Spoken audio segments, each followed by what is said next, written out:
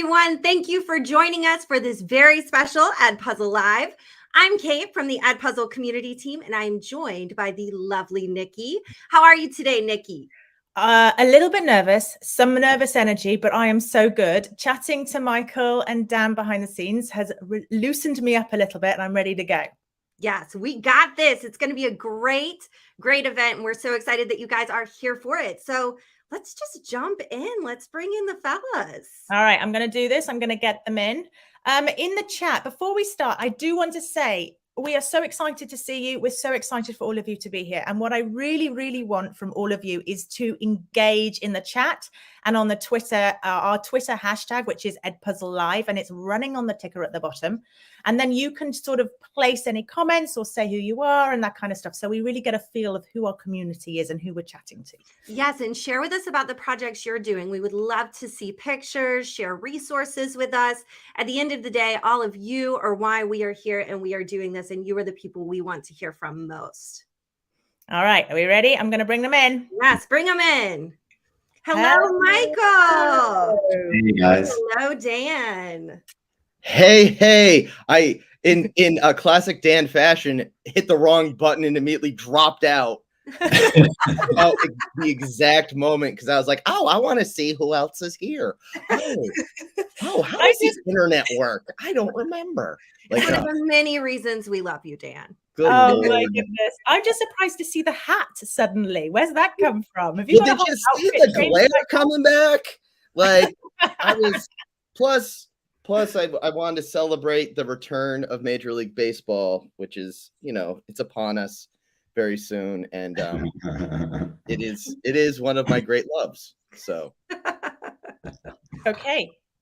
I love that. Well, why don't we start by you guys just telling everyone a little bit about each of you. Dan, do you want to kick us off in true alphabetical order fashion? Well, first D's and M, because I was going, I don't know what alphabet you use. No one does.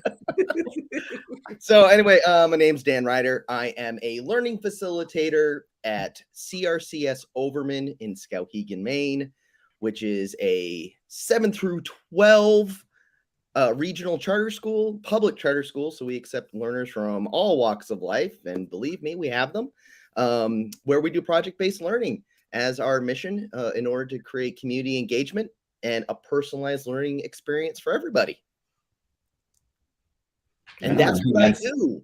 And a lot of other stuff too that we'll talk about at some point, I'm sure. I love the phrase learning facilitator that you have there. Oh yeah, we're learning facilitators and learners. I really like that. I've worked at a couple of schools with the words with learners instead of students, and I think it's really intentional practice and to call the students something different. We're all learners. Absolutely, that's why we do it. And I thought it was going to be challenging because it's the first new job I've had in 25 years. I've only been there for like 2 years. Wow. And I thought it was going to be like a hard transition, and it was like supernatural and not like a CW show, but like it was like it just made sense. So that's amazing to change your job after how many years? 25, just about 25, just shy of. Oh, you are a brave human. Yeah. Teachers can do it all though, right? Necessity breeds action. So yes, true. There it is. Same here. Michael. So hi, I'm Michael Hernandez. I'm a high school teacher at a public school in the Los Angeles area, suburb of Los Angeles. It is kind of supernatural because we're in Los Angeles, Dan, so kind of getting the CW vibes there. But I've been teaching this is my 23rd year, so kind of same situation. I teach broadcast journalism, film production, and photography. So having a lot of fun with that. And I'm really excited about this idea of storytelling right now, especially in our world, thinking about engaging with the real world and how we understand stories of ourselves and other people. We can see like how important that is right now. And I'm, thanks to Dan's encouragement, working on a book about storytelling right now as well. So really excited about that. It's totally selfishly motivated because I just want to read a book you write. Like another year to wait, so we talk. We are all excited to read it for sure. All right. Yeah, definitely. I really like the storytelling theme as well. And I think one of the I'm hoping to dig into that today is looking at storytelling, and especially that identity piece. I think that identity piece is so important. And that's one of the things I like about the IB curriculum, is the way you have identity running every single year throughout of the curriculum, throughout. And I find that really, really interesting. Okay. All right, let's hop in. So let's talk first just about what a project that matters is for our audience. So, and I know, Dan, you use the term dumpster project. So how do we differentiate between a project that matters and a dumpster project? What kind of characteristics are there of a project that matters? So I think the best way to describe a project that matters is to describe a dumpster project, right? And we all know them. We just don't like to admit to them. Right. So the first step is acceptance. We've all done it. If you have taught at any point, you have done a dumpster project. And dumpster projects are those where they they work on them for any amount of time. They turn them in. They become a stack in the back of the room that you go, I got to grade those or something. And then you assess them. Sorry, we always said it grading, right? We grade those. And then we're like, oh, we're supposed to tell the kids to take them home. Hey guys, I'm gonna clean out. If you don't, you gotta take them home by Friday. And then the next, 3 Thursdays later, you say, I'm just throwing them away. And so you go get the trash bag after school, and under the cover of night, you throw everything in, and then you're paying off the custodian to unlock the dumpster, right? And, with all the theatrics aside, dumpster projects are projects that we assign. They put a ton of time and energy into them, but they're really not doing anything more than meeting a grade, than checking a box, right? They're the popsicle stick houses that aren't doing anything to help us learn about housing insecurity or how architecture actually works and functions. Nope. You made a popsicle stick house to show that you know who Abraham Lincoln was. No sense, right? But we've all done it, right? So my motto is no more dumpster projects. We all sometimes have to do them, but if we're going to do them, make them a day, make it 2 days. The amount of energy you invest into a project should be proportional to the impact of that project and its potential impact. Yeah, 100%, Dan. Yeah, you want to jump on top of that there? Yeah, exactly. If they're going to put in the blood, sweat, and tears, like, why not put it to good use, right? And so part of the way I look at my classroom is sort of like a laboratory for solutions. So can we use their energy and use all those research skills and those writing skills and those opportunities that we want in our curriculum to actually do something helpful to other people, for other people. Thinking about right now, just writing about this, right now, I think teachers, but especially students, are wondering, what the heck are we doing? What's the point to school, right? And even more than before, because we've all had a taste of what it's like to hang out at home, and we've all had a reset of our priorities in life. And so to just keep going, fill out these worksheets, do this thing that no one's ever going to see, and then it gets thrown away. Everyone's like, no, not going to do it. I'm not into it, right? And it never was really engaging. But now everyone's on board with this isn't going to work. So I think that's why I'm so excited to be a part of this chat today, so we can kind of find some of those solutions to this. Yeah. And it can feel intimidating, because it's not that every project has to change the world. Right. It's simply, it is truly live, Brett. We are live. I can prove it to you because you just typed that, and I just said live. But it's it can feel intimidating to have to design everything around. Oh, it has to help all these people. Well, it doesn't. Not everything has to be a design based project. There's things that you can make that matter just to you, but they matter. Right? They can matter just within a smaller sphere. The idea is just asking ourselves, why am I having them do this? And the bigger thing is to get out of that mindset of, well, when they need 3 weeks to do a project because that's how long it takes. And here's their choices, and all their choices just amount to you fulfilling curricular goals and not anything more. So the thinking can be little. I graduated from high school based on choosing the art project option every single time in my English classes. I read like 3 books in 4 years, but man, did I have a solid B+ average, because all I had to do was make a book cover based on what I heard that day. Right. And I do that and I turn it in and I get my B+, and life, I didn't have to explain it. I didn't have to justify any of my choices. I didn't have to think about what I was doing. I remember the scene that we talked about in class. I drew that, and there it is, B+ for great expectations. Dan, I find that so relatable as a student, because it was compliance. It was box checking, proving that I'm a compliant student. Yeah, I didn't read that book, but I listened to you describe it. And so here's mine was a pop-up book of Catcher in the Rye, which I read like 2 pages of. And I got an A-. Yeah. And what we want, right, is students to showcase skills, not just compliance. And I deeper think understanding. Dan's right. I mean, it's not every project has to change the world. It's just enough to change a mind. So just as an example, this week, some of my cinema students are working on documentaries right now, and I was talking to a team, and their documentary is about Daredevil, the comic strip character, and they're diving into like this idea of, because the character is a vigilante. So, but they were kind of framing it like, hey, so there's this vigilante guy and he's like torn, like what he should be doing. Is this right or not? And I'm like, where's the connection to our world right now, you guys? Like, what's going on? And so it became this discussion of like the limits of their knowledge. Like they didn't realize or make the connection of what's happening in our world. Those people that consider themselves to be justified in their actions, whatever they're doing, because they're here to save democracy or they're here to, whatever.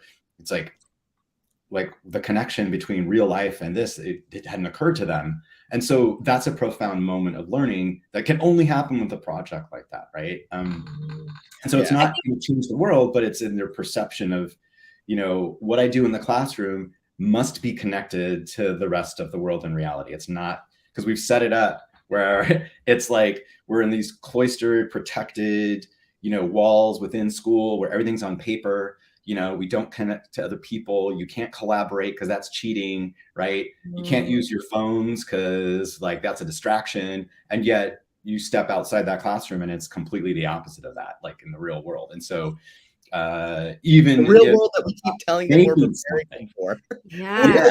All the things that they're not allowed to do in school. Yeah. And so I feel like this is a great way, all of these kinds of projects, to acknowledge and embrace all of those tools and those experiences and those mindsets and go and say, yes, I'm going to honor that. This is the reality. And this is how we're going to use it productively. This is how we're going to use it professionally.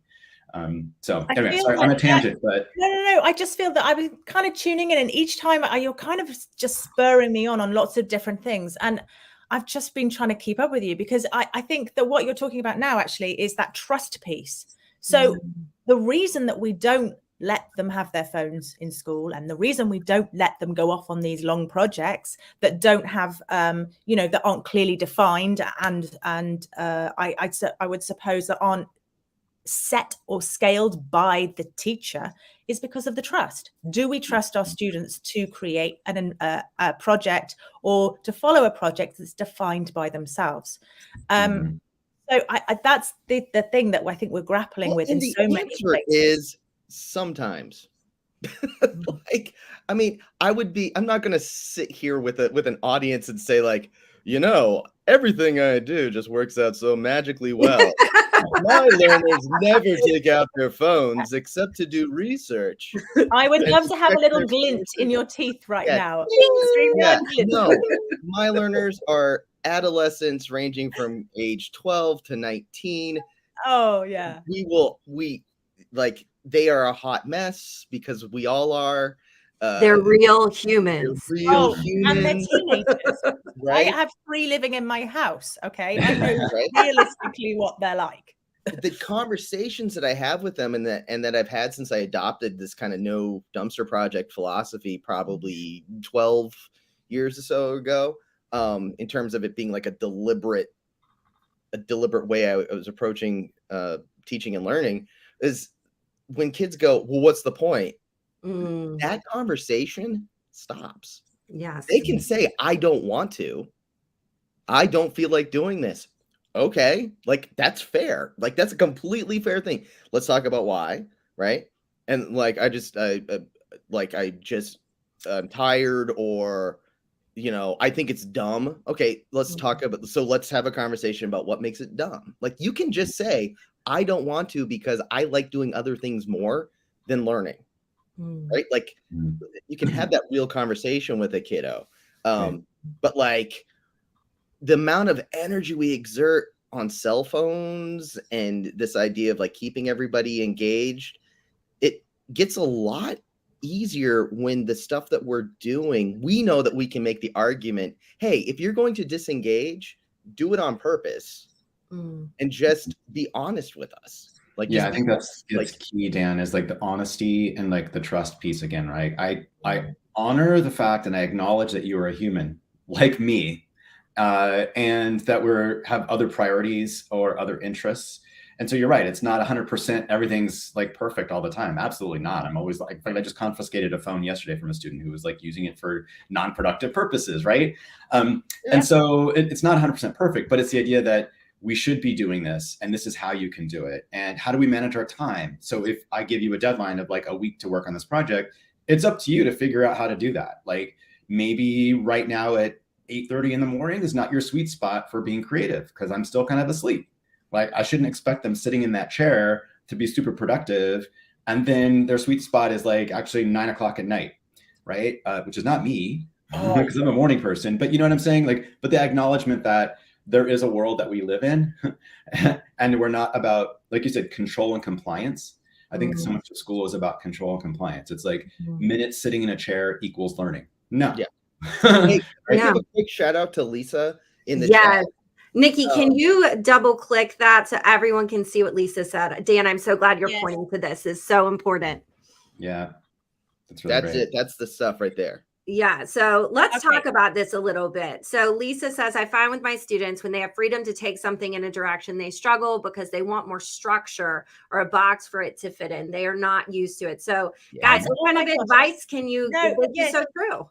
Okay, so I used to work in a school where I was teaching in an IB inquiry curriculum, and that's where I worked predominantly for the last 14 years. And we would have students that would come from a different system and come into our system. And the biggest problem that we had during that first 6 months was acclimatization to a new set of rules that are defined so much more by them, where they have that authority, or they're given that permission to co-create the space that they need and the learning that they need to take place. And I think that students, often we don't give them those opportunities to really make those authentic decisions about their learning that they need to be making. Yeah, and I think that just comes from like schooling. You know, it's like everything is prescribed step by step. You know, the resources that you use are already vetted by the teacher or the school district or the textbook, right? And so we've set them up so that if they want to be successful, they have to check the box. And they're like, what I find with my students in this struggle is two things. First of all, like, they want to appease me so that they can get the grade. Like, what do I need to do to get an A, right? And I'm like, that's not how it works. And then the other piece of it is this idea of creativity and imagination and innovation is not prescribed. And so how do you, sort of engage the kids or teach them where to find inspiration? I think that's like the key piece. Like, and it's not just, it is sometimes procedural, right? How do I know what to choose? And it's like these really profound deficits that kids have, that they don't know where to find inspiration. Yeah. Right? Because we're isolated either in the classroom or even in their friend group chats. Like, I find that experience something outside of myself to find that inspiration. But I find that really hard to believe, because I know my own kids, they are inspired every second of their time at home doing their own sort of journey. TikTok, Snapchat, Roblox online, or whatever else they're doing up there. But I mean, the online stuff, they are full of creativity. They are full of inspiration, you know? So it's they don't want to cross the streams. That's it. I so often hear my learners say, I don't want my school life and my outside school life to cross. Really? And I'm like, why? and I push back on them. I said, why don't you? Because they can. Like, because then it's work. I'm like, it doesn't have to be work. I mean, it can be challenging, it can be thinking, but it doesn't have to fall into the same category of schoolwork that everything else that you have known to be school has.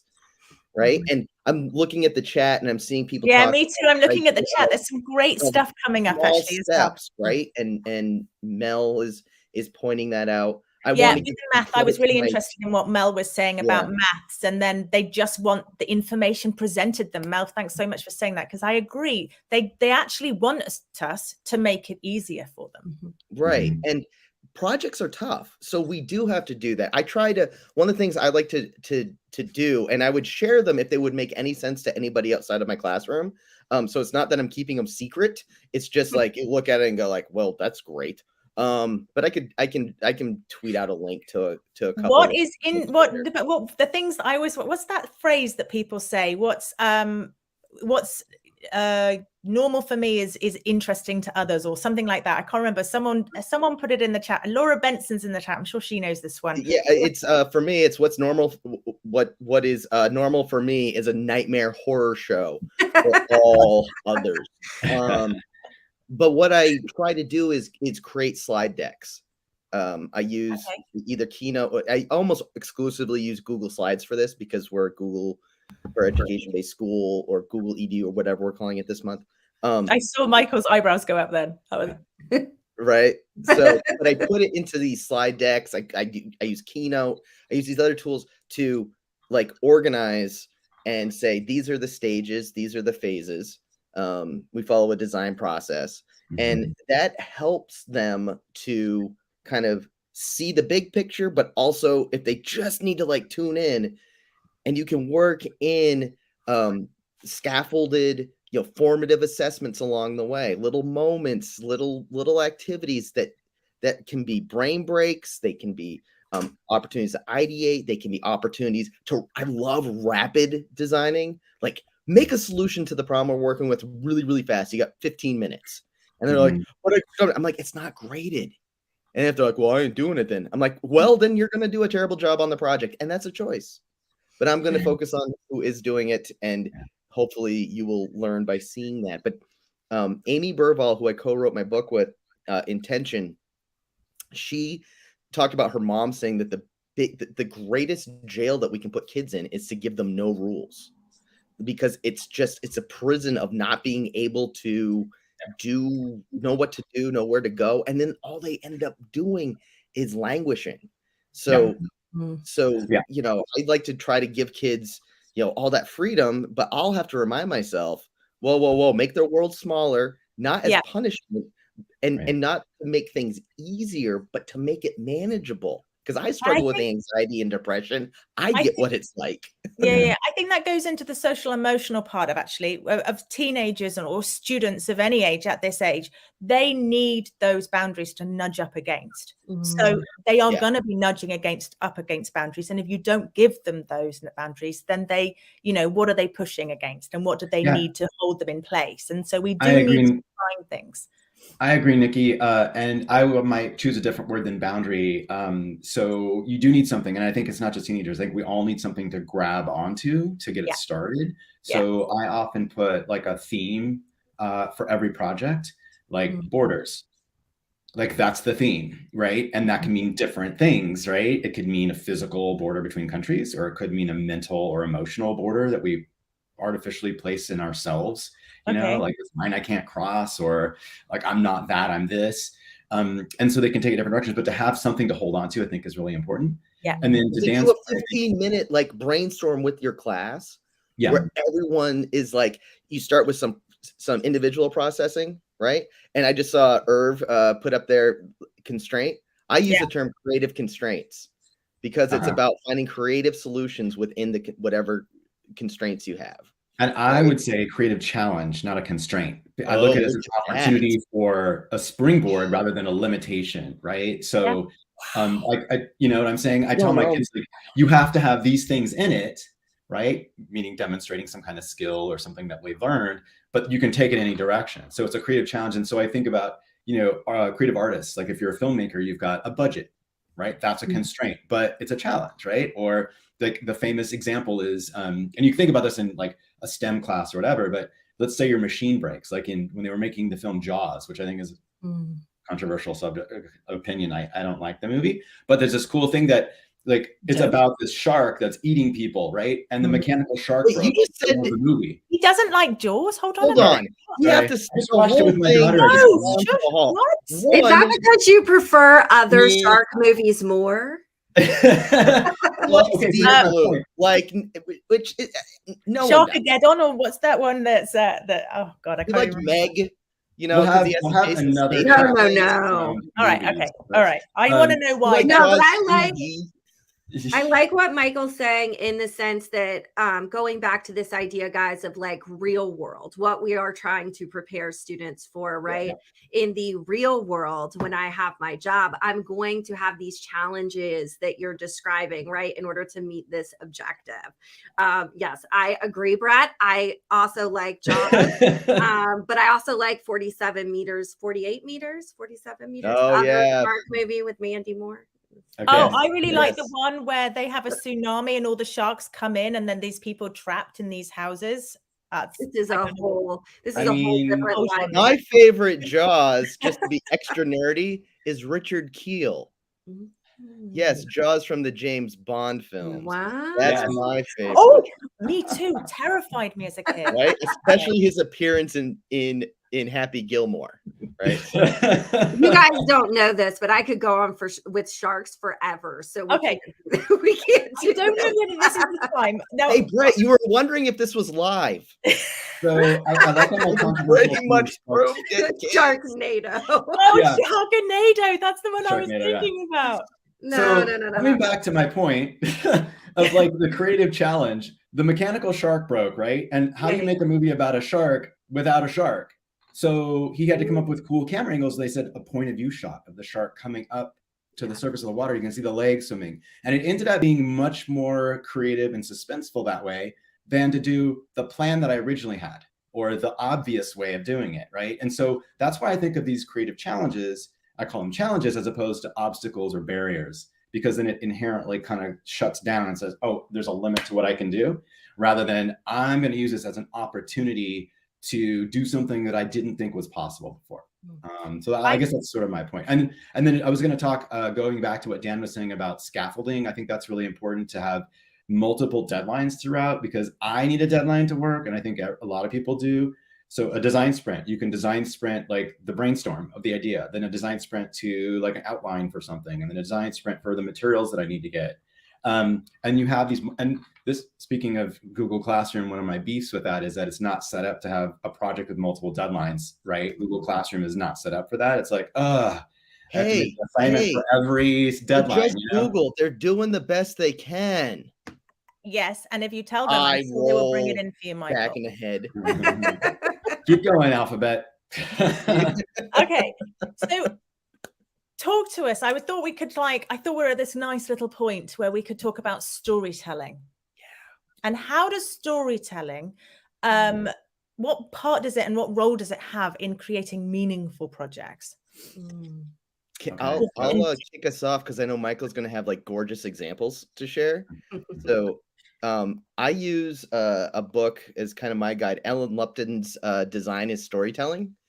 And I use that as my like kind of teacher Bible, so to speak. I use it with my graduate students as a text. I could use it with my high school learners and middle school learners. There's no real reason why I can't. It's just, it gets into some pretty deep stuff quickly, and it's a thin volume. So it's cool like that. It's very visual. But the idea is that I frame everything with learners about, so what's the story we want to tell? What's the story you want to tell? With whose story are you going to become a part of with what you're making? What is their story?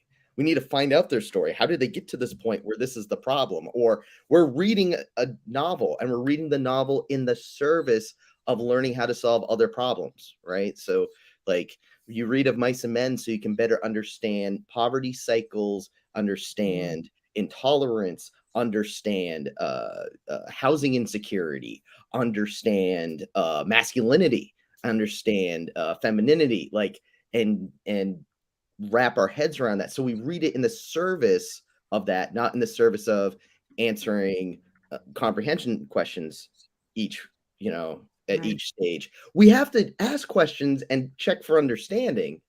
My argument is that there's a lot of ways we can do that that don't involve just straight up, here's your 4 comprehension questions. But that's like a different conversation. But the idea being, we dig into story because story is inherently human, and it's one of the things that separates humanity from the rest, right? Of us, is that we can share story and we can learn from each other's stories, and it's tied into our emotions and such. But that's where I try to go, just as a generalist who teaches literally all the things, and offers a variety of classes that intersect, and they're all interdisciplinary. It's just so important because it ties into things that they understand. They know what a story is, even if they don't know that story or they don't know that person's story. They do understand the heart of it, and that, as Lupton talks about, is what makes design way more accessible. Yeah, 100%, Dan. In fact, one of the sections of my book is about storytelling as a form of design thinking, right? So you think about, you're creating a story, whether it's an infographic, a podcast, digital book, documentary, and there's like a lot of thinking and there's a lot of research that has to go into it. There's revisions, there's iterations, you get feedback, or you should. And I think, again, one of the things that we do traditionally is like, you by yourself will go make this thing and you'll turn it in and that's it, right? As opposed to, I'm going to come up with this idea. First, I'm going to research it, come up with an idea, then I'm going to bounce it off of other people to get their perspective on it. Then I'm going to take it this direction and come up with something. Then I'm going to go back and get some feedback on it, make a draft revision, right? And so I think that mindset of collaboration, of community, and seeing your work in the context of the rest of the world is important, right? Not in isolation. And so breaking out of that myth of the lone genius idea that we have for artists or scientists or whoever, like, no, that's not how it works. And again, sort of developing that mindset is really important.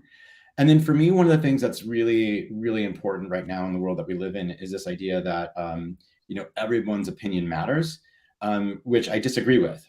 We have this concept that, we're going to honor student voice, right? We hear that in education all the time. And that's great in theory, but the reality is that only those in power have voice, right? Those who have access to the tools, right? Or you think about just gender differences in your classroom. Like the boys are the ones who are going to raise their hand first and chime in, right?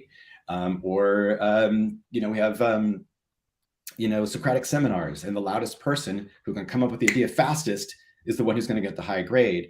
And it's like, the problem with that is so many things, right? The problem is that we need to do a lot less talking and a lot more listening, right? Like one of the mantras that I have for my students in the class this year is, what am I missing? And what's another way to look at this?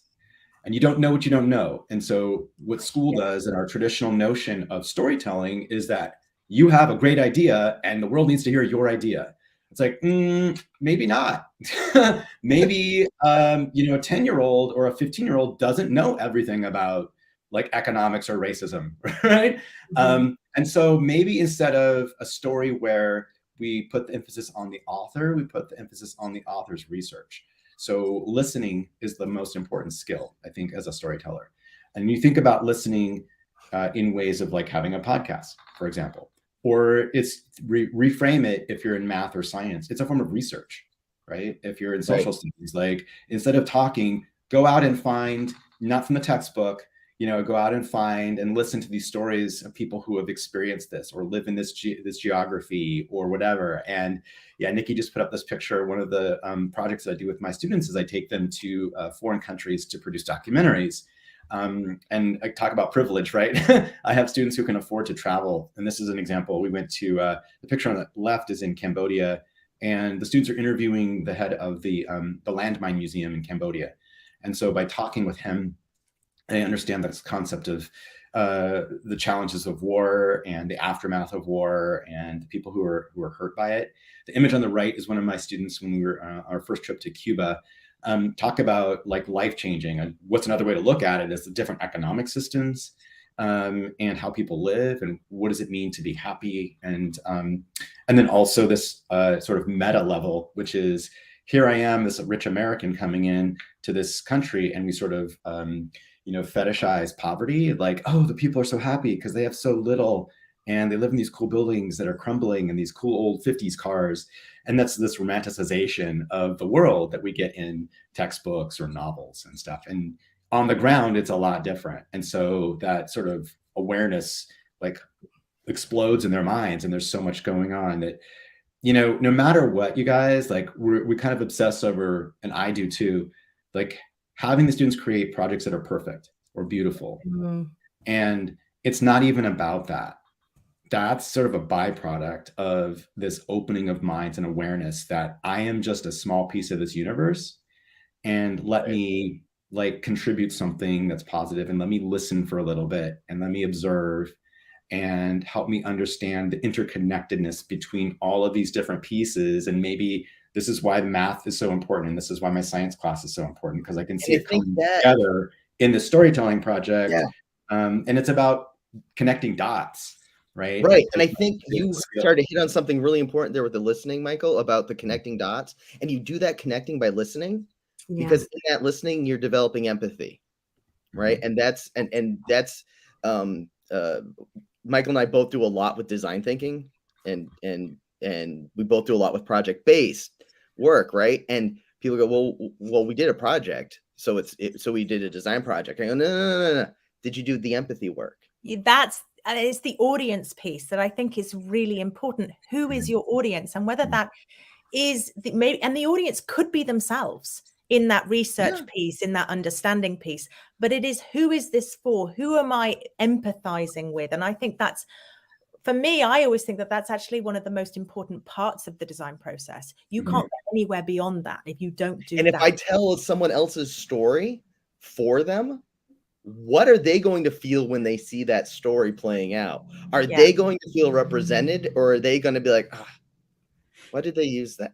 Why did they say, they cut out the part where I said this, or, like, and we can help learners understand that, and we can do it in safe ways where they're like, you're doing empathy with historical figures. You're like, there's no way to know, right? But there's a way to ask, like, to think about that. There's a way to frame it based on what we have learned about XYZ person. How would they feel if you represented them as this statement? How would they feel if you said the only thing that matters about them is this? And the learner's going to say, I don't know. And say, well, now we can think about, how would you feel? Like, what would be something about you that you wouldn't want to be the only thing that represents you? And if we take those 15, 20 minutes just to have those mental exercises, they become inroads when you're having that one-on-one or that small group, meeting, conference, when you're talking with them and you're like, you remember when we talked about this? Do you remember that time? And hey, take out the thing that we did the other day. Oh, I didn't do it. It was stupid. Cool. Let's do it right now. Let's do it together. Right. I've been looking at the chat and seeing the things that like Brett's concerned about. I see you, I feel you when you're trying to like working your passions into the room, and your learners are like, nope. I can't speak for your learners because I don't know the context. I do know for mine, the thing I have to keep reminding myself goes back to what we talked about earlier. Most of them do not know how to think in the way that I'm asking them. They have been told they don't know things. They're not good at things. They lack confidence. They lack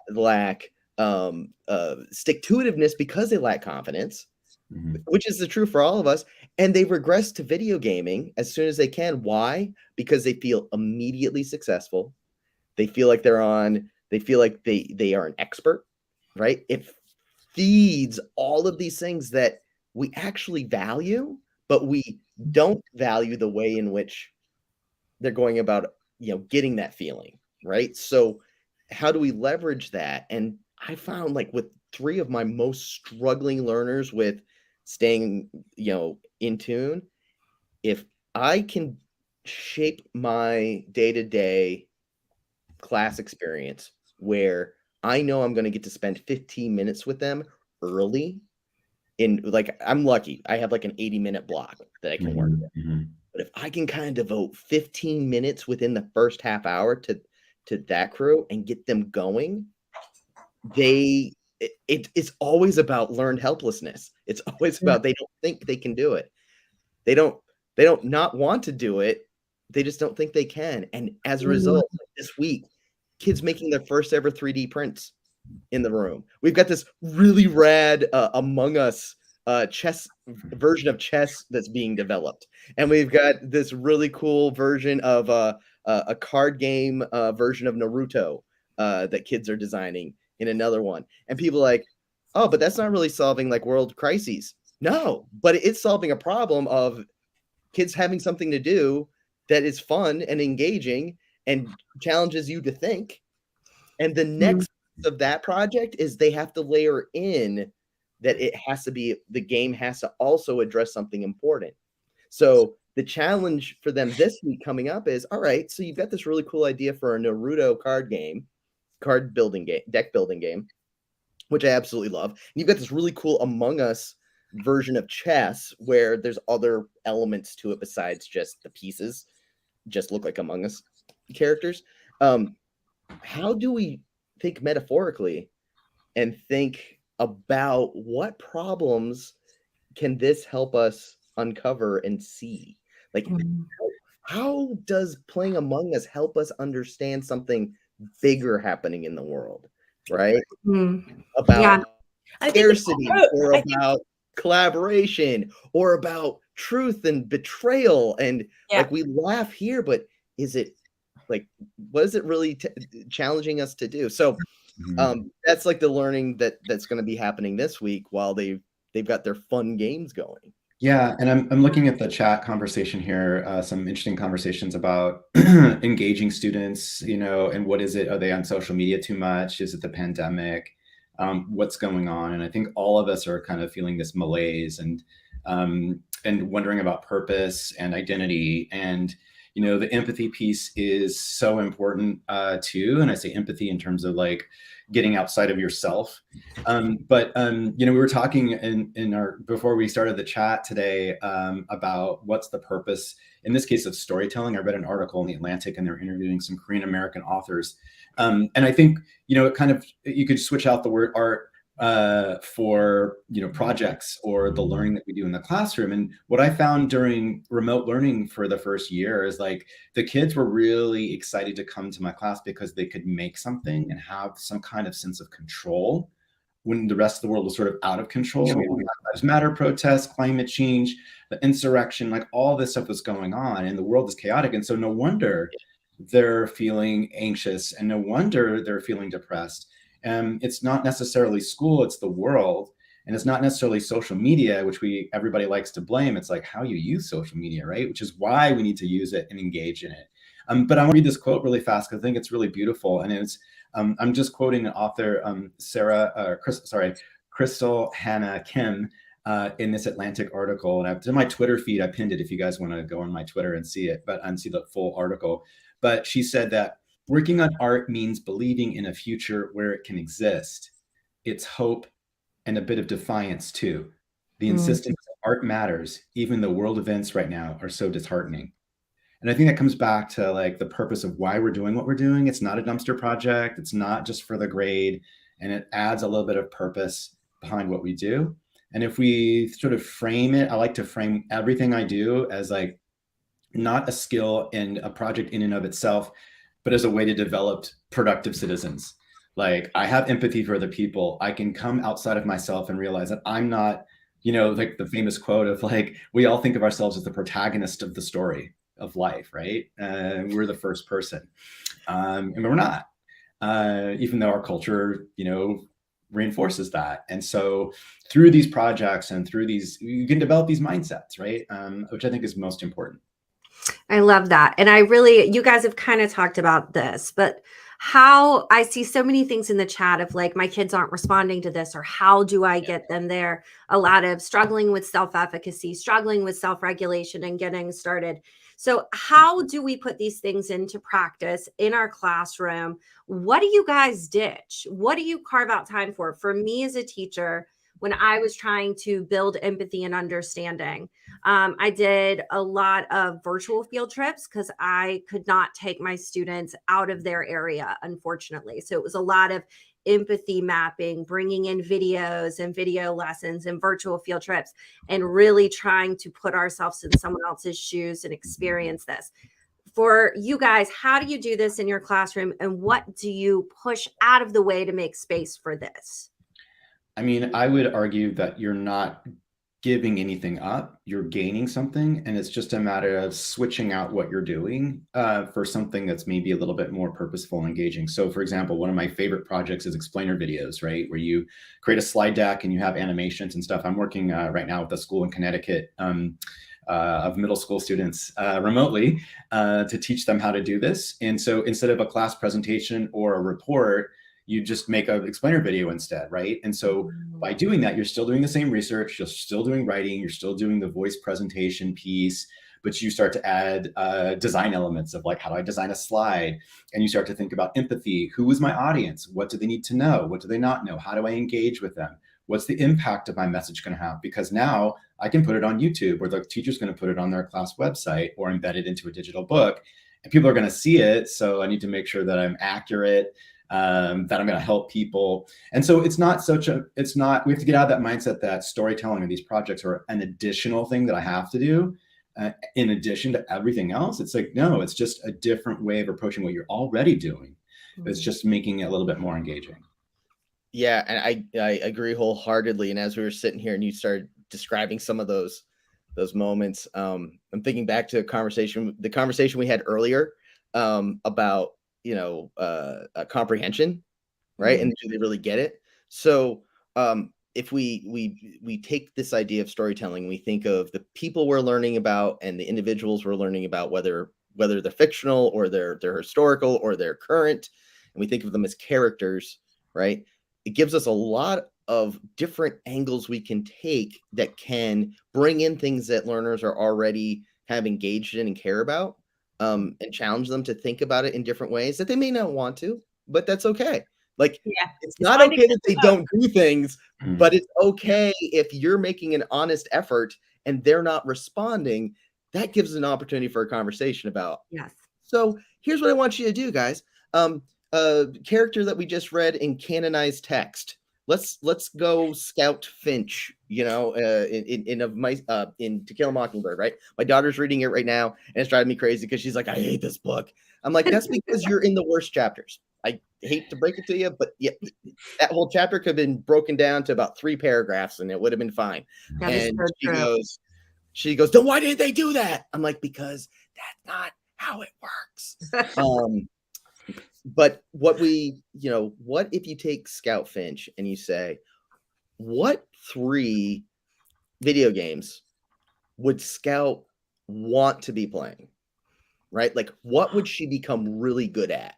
Right? Oh, I love that. That's your assessment to check for understanding for their reading for the day, or for your unpacking of doing a film study, right? Where you say, I want you to send me a link to a school appropriate TikTok that represents what Jem would show to Scout and Dill to get them to do the thing he wants them to do.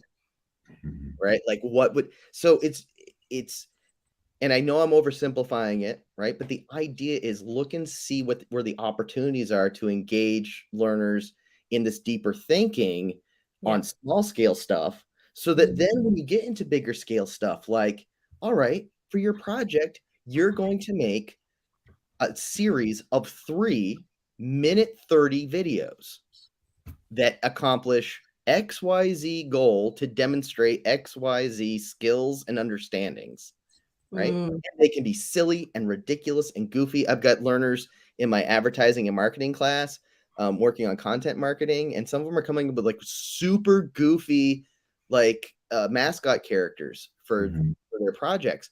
And they're like, "Are you sure you're okay with this?" I'm like, "Yes." Because my metric is not, did you actually get people to buy the thing? My metric is, do you have a reason why you're doing what you're doing? And you're trying to sell this outdoor recreation area by using super absurd lime green stick figures with just most ridiculous meme-worthy non sequiturs. And let's see what happens. Let's see what engagement looks like when you actually put those out. How many clicks does it get? Like, let's put it on our school social or your social, and let's experiment with it. Let's see what reactions you get. How many engagements happen because of your ridiculousness? Not how much money did we make, because who cares? What we care about is, how did you engage people through the things that matter to you? And then how can you tweak those things so that then you can think about that's the authentic audience, and that's the reflection process, going back in and doing that design cycle again, getting back on the cycle. Well, and what I love is, and I think Manny brought this point up in the chat, it's very overwhelming and I don't know where to start. And what I'm hearing from Dan is, you can start as small as this writing prompt, asking students to build these thinking skills. And then we can grow to a place where students are putting these things into practice in a much larger scale. So everything, it goes back to what Mel was saying, right? We can take little steps. We can start small and scaffold our kids so that they're comfortable with this. And then we can move them into a larger scale space to demonstrate their learning and the skills that they're using. I would also add to put the onus on the students, not on you. Like, you should bear the burden. And so, for example, in my photography class, I had them, like, we talked about how to conduct interviews, and they had to go record on their voice memo app an interview with somebody that they were going to photograph later and then reflect on it. It's nothing that I had to do. I didn't even have to grade it. I just checked to make sure they had a recording. And then they did it. And so it's a simple, easy step that it's on the kids. Or like, go find some great photographers' inspiration on Instagram, because they're already there and they're like, okay. Yeah, lead them to it. That's a great one, is going where they already are. And you can create other types of accountability within that, right? So say, hey, you're going to have to do your project using only your phone, because I'm not giving you the equipment until you do the legwork. And they go, that's not fair. I go, that's how the real world works, kids. It's called a budget plan. It's called it's called a business model, whatever you want to call it. But that's the thing. You don't get handed the rental agreement and the tractor that you're borrowing without signing on the dotted line and handing over the deposit or having a credit card on file. I can't keep a credit card on file for you, but I can expect that you've done X, Y, Z, which are all doable, which I've given you scaffolds to do, and I've given you multiple opportunities to do it, so that then you can do this project using the materials. And I hold the industrial laser and the 3D printers like hostage until I see a plan. One of the other facilitators in our school, she's famous for it. She doesn't let kids get to the wood until they've got a cut list and exactly the a budgeted cost. That's the responsibility piece that needs to come in. Kids have to take responsibility for their learning. They have to take responsibility for those steps in order to get to the next stage. And I think that's a really important part of it, and not just being hand-fed the hard bits. Well, and Nikki, that takes me full circle back to what Lisa said, right? This whole notion of sometimes kids, they want this structure, they want this box checking, they want it to be easy because that's how it's been done. And so for us as educators, knowing that they might not come up to us and go, thank you for making me really demonstrate my learning here. I became a better person and learned these great skills. Sometimes they're going to push back, right? Because they're used to the easy box checking, and we can get them there, but they might fight us a little bit along the way. And it's gorgeous when they come around. This is a super quick story. Learners, I mean, these are two of our all-time great, like, these two are just amazing, but they haven't always been, and they know that. They know that they haven't always been motivated. One of them talks regularly about how during the pandemic, she just checked out and did nothing, right? But they just put together our first ever campus zine. And they fast-tracked it. They said the only way to make something good is to make a bunch of crappy things first. So we've got to get the first issue out. And they're at the point Love where that they recognize that. they recognize it, right? So they went after amazing. it. And did I it. can't even And recognize that. right? Name. And it was so awesome. But it took the journey of getting them going through all that muck to get there. But once they were there, that wasn't me saying, my question was, so what's your schedule? Like set a schedule. Like that way you hold yourselves accountable. Yeah. And that's the tone it was. Like, otherwise, you know what will happen. It won't get done. And one was like, well, maybe 3 weeks. And I was like, no, next week, we're going to do it. And it's a great learning experience happening right now. It's all done. It's ready to go. They just got to print them off and fold and staple, and they're stuck. And I think they're stuck because they're afraid. And they don't want to say it. Yes. But it's like, hey, go print them off, guys. You can do it today.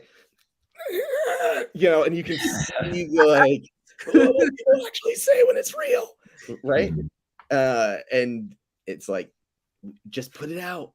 Just do it. Like, done. I love one of my favorite quotes at the moment, or sayings, just because it gets me moving, is when I often have a don't do something because of that failure piece. And I see this in myself, and it's done better than perfect, because you've physically done it. And I keep trying to remind myself, get it done, and then we'll strive for perfection next time. Which makes me think a lot about evaluation, and we wanted to talk about that. Like, how do you grade these things, right? I think a lot of people are wondering about that. I think this idea of failing is like tied to assessment, right? And maybe if it's the appropriate time to shift the conversation that direction. But we have 4 minutes, so I'm just going to give us all a little bit of we did say we were going to stop actually probably a little bit before this, but we have got into such a great chat. I haven't wanted to stop anyone, and I think we've got no questions, so I'm kind of presuming that we're on an okay to keep going. Well, and I will say, Nici, while we're doing this part, if you could put up Dan's rubric so we can all see as Michael you continue describing, but just so that we can look at an example of how we might assess. Yeah. And I think, like so many of us, we have a hate-love relationship with assessment, mostly hate. Like, nobody likes to grade, not just because it's tedious, but because it's like, I think we feel internally that it's unfair, because everybody learns differently and has different things. And so I think maybe for me, what's helpful is to reframe assessment as, instead of a after the fact measurement, that we look at it as a design challenge. So I feel like, coming out of this idea of, having film festivals where we have awards for different, projects, and seen my daughter go through the college application process where they have to write these application essays with prompts that are given to them by different universities. One of the questions that she faced was like, what's something that you've accomplished that you're proud of or like passionate about? And it's like, well, if I had known that like freshman year, then maybe I would have like started to work towards that. And so if we think of the assessment not as the end product or evaluating the end thing, but like it's a challenge that you're striving towards, I think that's a great way to think of it. And yes, there's things that we need to check, like you can, spell correctly, or you can like solve these equations or whatever that happens to be. But I think if we just kind of reframe it that way, it becomes more of a constructive process. It's kind of like we were talking about earlier, not a limitation, but a challenge, an opportunity for growth rather than a way to kind of say how bad you are. I think that's really more for those of us who have to create rubrics, like because we're being asked to, right? Shout out to Jennifer. Oh, good Lord, help me. Gonzalez, thank you, at Cult of Pedagogy. In her work, she introduced me to this idea of the single score point rubric, and it changed my life. Because I put the criteria on the left. You can see here, this is like this is all one long document in 2 sides here. You're looking at part 1 and 2 of the same. And then you describe exactly what meeting that criteria looks like in the middle, and then room to give feedback. And speaking to Michael's point about a challenge, so much stronger when you're having a conversation with them. If you can do it, if you can find the time, it's hard, admittedly, but that's why we were talking about things you swap out. It's a lot easier if they're not doing a bunch of stuff that doesn't matter at the same time, right? So if you feel super authentic about the things that you're doing and you feel you can see their value, or if you can take the thing you don't want to do and you can twist it and fit it in so it's helping to make these projects happen, then you can sit with learners and work with them through the rubric. And so this one's even more holistic. This was like for a digital badging thing that I was getting started in my last school. I was really proud of the rubric when my program got shut down. So I was like, I'm going to keep using this rubric for other stuff. But if you have learning targets and specific discrete tasks, you put that language right at the bottom underneath the language that the learners are reading. Right. You fit that language in the middle. And then I find that you're not spending hours and hours doing what's a 3? What's a 2? What's does it meet the target? Right. Meeting the standard. If you have to give it a grade point, you decide. I mean, numbers are already arbitrary. So whatever your school says, whatever your organization says, this is, we believe 85s equal Bs. Okay, sure.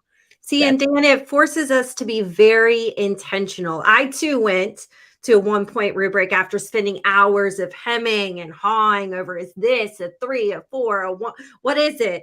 And it forces us to be very intentional on what's involved in the process, what we want kids to accomplish, acknowledging that there's this overlapping of skills and content. Nothing fits in these neat little boxes. So what are we truly assessing, and what are things that they have to do along the way to achieve this?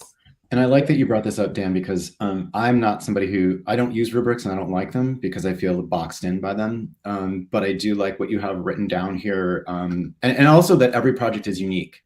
Right. If I think about my journalism students, they're all doing a different project, even though they have the same deadlines, and they have to make a video that's 1:30 in length. But one kid has a really easy story on campus, that needs to be technically precise. And then another one that has to be a lot more courageous, that off campus, and they have to drive to get it. And it's difficult subject matter or controversial. Like, can I give the same grade? Really? Like, how does that work? That's not fair. So there's different technical evaluation versus thematic and personal growth evaluation, I think, needs to be separated out. That's one key piece. But what I like Dan doing here is like, what is the evaluation thing? And you have written down, takes action in the service of others. Right. And that's what I'm talking about the design challenge sprint, right? Which is, my goal as a teacher is to make great citizens that are empathetic and understanding of other perspectives, that's what I'm going to grade.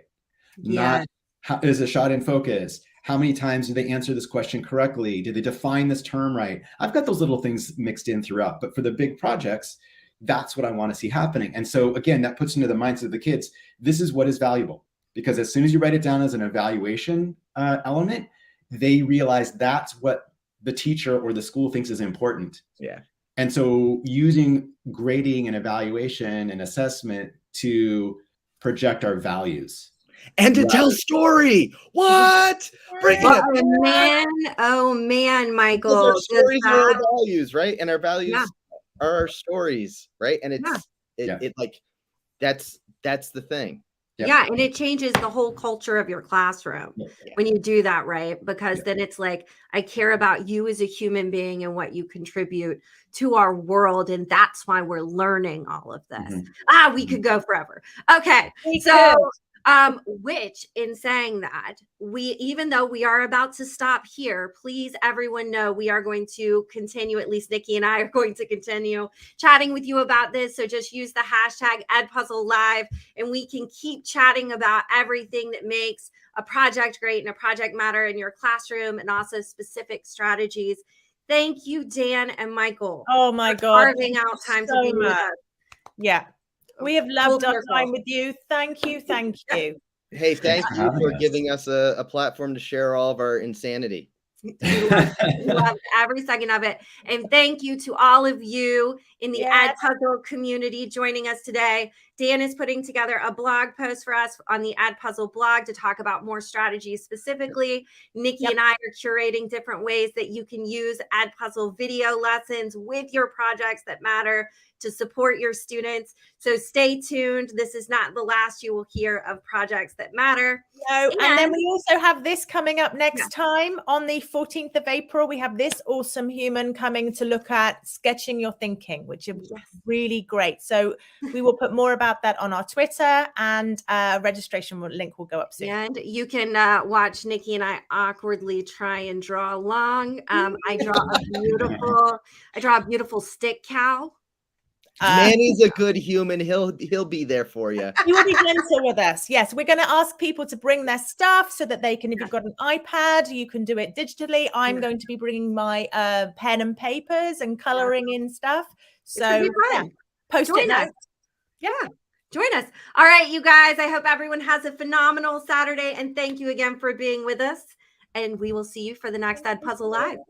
Thanks, guys. Bye, everyone.